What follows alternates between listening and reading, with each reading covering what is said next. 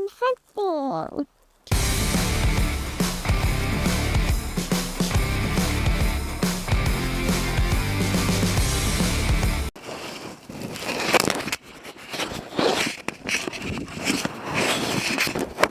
So hopefully you can see me hunting through some cattails, late season North Dakota. And like I said, I stuck my controller inside the green pocket here. Hopefully you can see that, but as you're high stepping through here, these front pockets, they need to be slid farther back. And if you have your remote on this electronic one, it tends to, when you're high stepping through here, it's coming out. So we're going to do something different when we get home for the next step.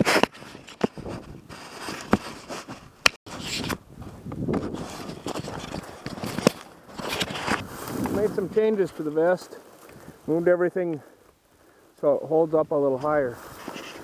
Found some cattails out here, and yeah, this mud is much better.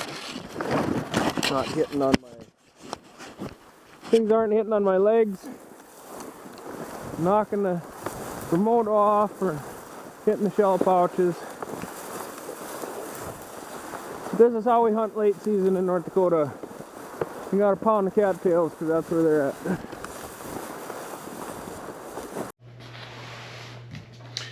Morning everybody, Jamie Edwards here, hunting with Dad. Just gonna make a real quick video here before I go head out this morning. So here's the large shell box that I had on the left side right in front of the water bottle. I decided to take it off. First of all, as I was a little bit worried about the shell holder that Velcro's on, that disappeared in the North Dakota cattails somewhere. So I was afraid that would happen, but I was going to test it anyway. So the narrow profile shell holder, it will hold a whole box of shells if you really want to put them in there. It has Velcro or elastic for 10 shells there, plus you can easily put more down in here. If I need 2 boxes of shells to shoot 3 pheasants here in North Dakota, I should be looking at a different hobby, I think. So I removed this box and I added a field trauma bleeding kit here, something I bought off of Amazon for like 20 bucks. It attaches with Molly, so I put this in its place. However, I need to re-look at this a little bit. I think if I actually bought another narrow one, a shell holder, it would work better and repack everything that was in here into here, because I don't usually take my vest off when we go hunting. Most of our hunting, our spots are, they might be a half an hour in between at the most. And so I usually leave my whole vest on in the vehicle. The problem with this, it's very wide. It's like 4 inches wide, and so it hits on the door, and then I get a little crammed in the expedition. So that has nothing to do with the vest. That's all in the design of this first aid kit that I have. So I need to find something that's a little more compact, and I'm going to see one of these afternoons here if I can repack everything that's in here into here, and if that will work, then I can just buy one more of these. It'll be nice and small and compact. I won't have to worry about it. But for my own hunting, yeah, this large shell pouch is I don't need that. The rest of the vest I have all set up the same. For right now, I'm working on getting or making my own holster here. This is working after we readjusted everything closer to the outsides and moved everything up higher. This is working. However, with the Pro 550 Plus, I'd like to be able to see the screen. So I would like to be able to get something about like this, so that I can just glance down at it. or even hanging, you know, upside down, so it's easy to look at. So that is my day 4 review here. Full of cattails. So far it's been pretty good. The only other thing that I'm not used to yet is these clips right here that hold the pocket closed. They work. It's a little clumsy, and it is a little clumsy and difficult to put a bird in when you're holding a gun. You almost have to put it in between your legs, or hand it to a buddy or something, so that you can get this unbuckled and get the bird in. Otherwise, everything fits pretty tight. What I'll maybe have to do is unbuckle both buckles so it opens up a little easier right here to get into this bird pocket. But that's something we'll work with as we keep shooting birds.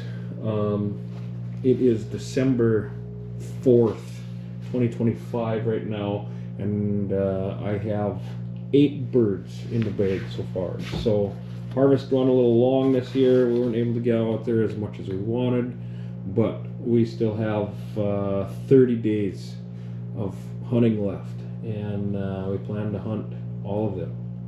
So again, thanks for checking in. I will keep reporting on this vest as anything pops up. Have a great day.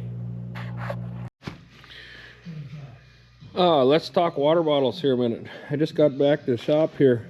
I bagged a limit of birds, walking some plots, threw some cattails. Today is December 23rd, and right now it's about 2 degrees out, 10-mile-an-hour wind.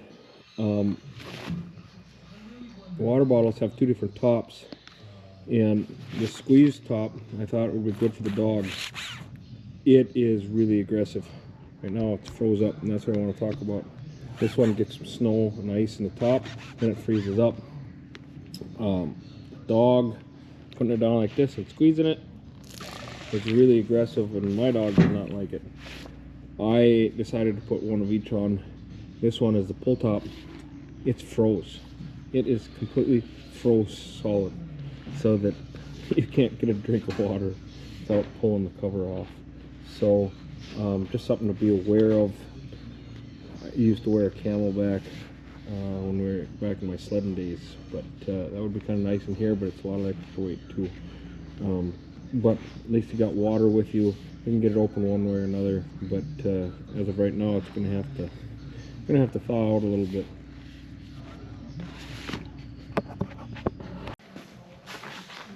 Hi, it's Jamie Edwards, hunting with Dad.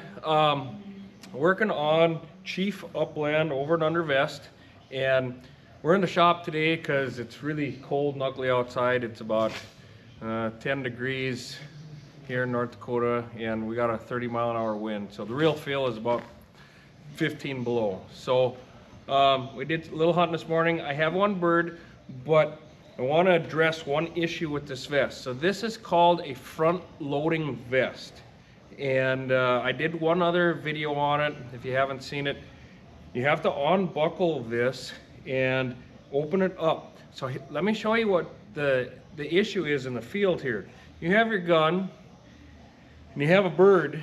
You have to try to unbuckle this here and here while you're holding your gun, or unload your shells if you're running over and under, and put it on your shoulder. I don't like doing that, because if you move and it slides off, then you got a gun on the ground.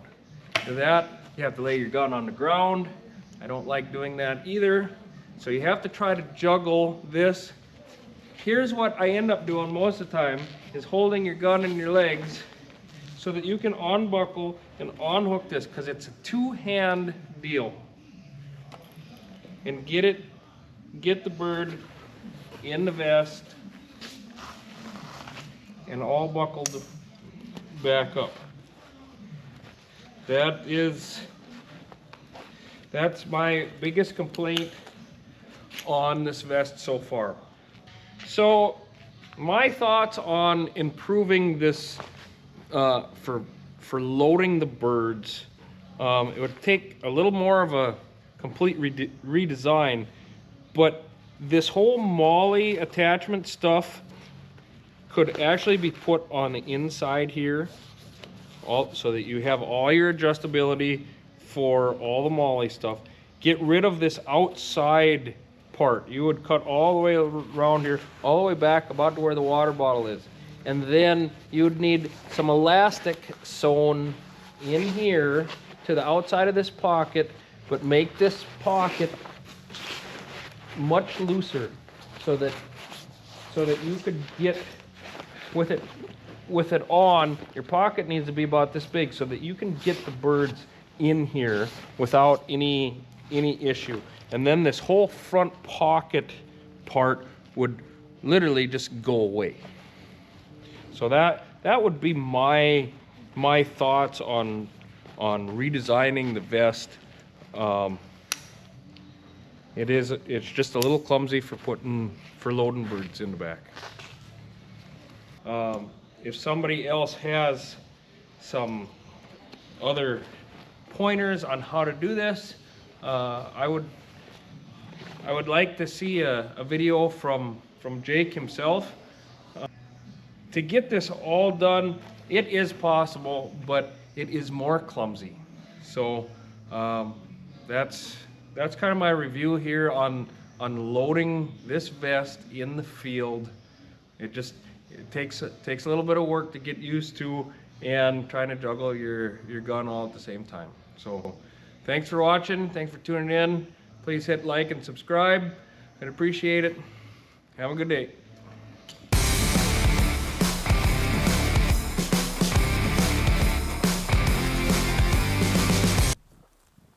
Let's go in hunting.